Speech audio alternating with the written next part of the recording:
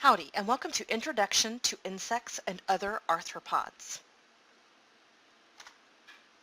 Entomology is a word derived from Greek, and it means the study of insects. Insects are in the phylum Arthropoda, which is the largest group of organisms in the animal kingdom. Insects are the most diverse group of animals on the planet, with nearly 1 million described species. They occupy almost all types of habitats on Earth, with the exception of the oceans. Arthropods are characterized by having essentially tubular, segmented bodies, paired, jointed appendages, bilateral symmetry, and chitinous exoskeletons. An exoskeleton is a skeleton or supporting structure that's located on the outside of the body. The phylum Arthropoda is divided into several classes. Class Arachnida, which includes the spiders, mites, ticks, scorpions, the class Diplopoda, which includes the millipedes, class Chilopoda, which is the centipedes, and class Insecta, which is now called Hexapoda, which is the insects. Technically, entomology only covers the class Insecta. However, entomologists often study some close relatives. Entomologists are often asked about other pest groups that are not closely related to insects, like snails, slugs, rats, and mice, because they're often pests. The class Arachnida includes spiders, mites, ticks, scorpions, harvestmen, and some other related arthropods. Arachnids are generally considered to have two main body parts, the cephalothorax and the abdomen. All arachnids have 4 pairs of legs, they do not have antennae, and they lack wings. A few hold their front legs forward or have pedipalps near the mouth that may appear to be antennae. The class Arachnida is further divided into orders, and this includes the order Araneae, the spider order. This is a rather large order with over 900 species of spiders. Spiders have simple eyes, and most of them either 6 or 8 eyes and 4 pairs of legs. All spiders are considered beneficial because they're predators and they feed on insects and other arthropods. This contributes to the balance of nature. But a few are hazardous. Spiders feed by dissolving their food externally. They can only eat liquid food. Spiders rarely bite humans, preferring to avoid any kind of confrontation. And almost all spiders have venom, but only a few are considered hazardous. Spiders are well known for their webs. The traditional flat orb web is one of the many ways that spiders use webbing. It is also to make retreats, to capture and wrap prey, during mating, and for other purposes as well. The widow spiders and recluse spiders are potentially harmful, but bites from them are seldom lethal. Only a few other spiders have shown to have reactions to humans. Individual reaction to spider bites can vary, with some individuals showing much more sensitivity than others. The brown widow spider, shown here on the upper right, is an introduced venomous spider that's related to the black widow. So that makes 3 seriously venomous spiders in Texas: the black widow, the brown widow, and the brown recluse, all pictured here. The class Arachnida also contains the scorpion order, Scorpionida. There are 18 species reported in Texas and only about 30 from the U.S. as a whole. The scorpion body has a broad front that is 1 to 3 inches in length with 4 pairs of legs, enlarged pinchers, and of course the stinging tail is easily recognized. Scorpions have chewing mouthparts which are used to feed on insects and other small prey.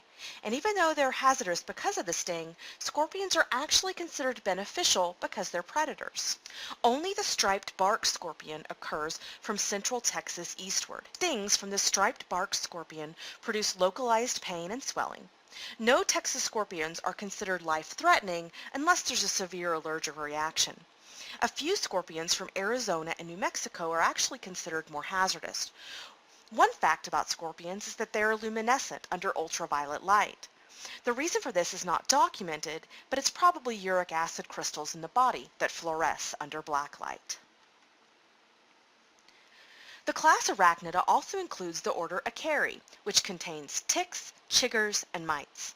Bodies of ticks and mites are very rounded and do not appear to have two distinct segments.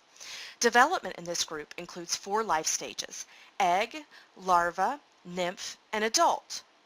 Note that the terms larva and nymph are used very differently in this group than in other insects. Ticks feed exclusively on blood and therefore only pests of animals. However, mites can have many different habitats. Some mites feed on animals, for example mange mites, while others feed on plants, for example spider mites.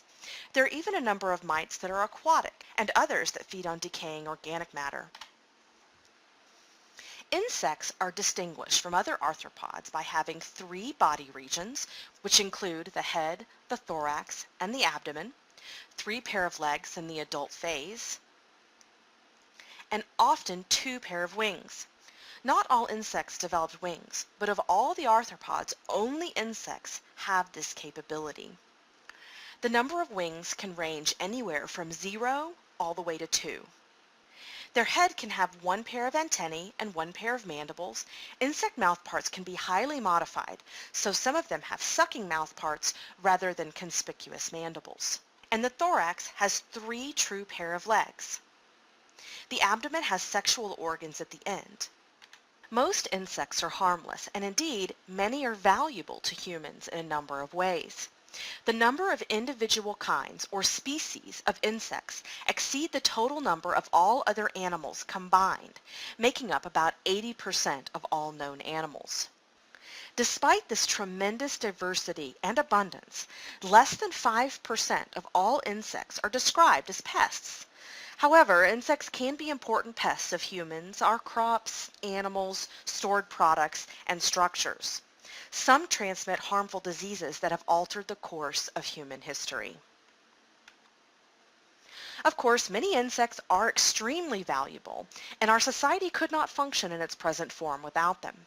Many of our agriculture crops rely on the pollinating activities of insects, and insects provide us with honey, silk, and other products of commercial value. Insects such as termites also play an important role in the decomposition, and many species of insects help control the few species that are pests. The insect orders that contain pests include the following: Thysanura, which are the silverfish; Orthoptera, which is the crickets and the grasshoppers; Blattaria, which is the cockroaches; Isoptera, which is the termites; Dermaptera, which is the earwigs; Socoptera, which are your sosids or your book lice; Hemiptera, which are your true bugs; Coleoptera, which are the beetles; Siphonaptera, which are the fleas; Diptera, which are the flies; Lepidoptera, which are the butterflies and moths; and Hymenoptera, which are your ants, wasps, and bees. Now you might have noticed the term Ptera in a number of these order names. Ptera literally means winged. So why should we learn about insects? Insects exhibit interesting morphology, physiology, and behavior. You should understand how important to a healthy environment insects are. Basic knowledge of insects will help you develop better management strategies. Insects are fascinating animals in their own right, and they're an important part of animals on Earth and contribute to a healthy environment. A basic understanding of insects is important in dealing with insects that are pests. In our society today, we are placing greater emphasis on non-chemical and integrated control practices than ever. We must increasingly rely on knowledge of the basic biology, development, and behavior of pests for control.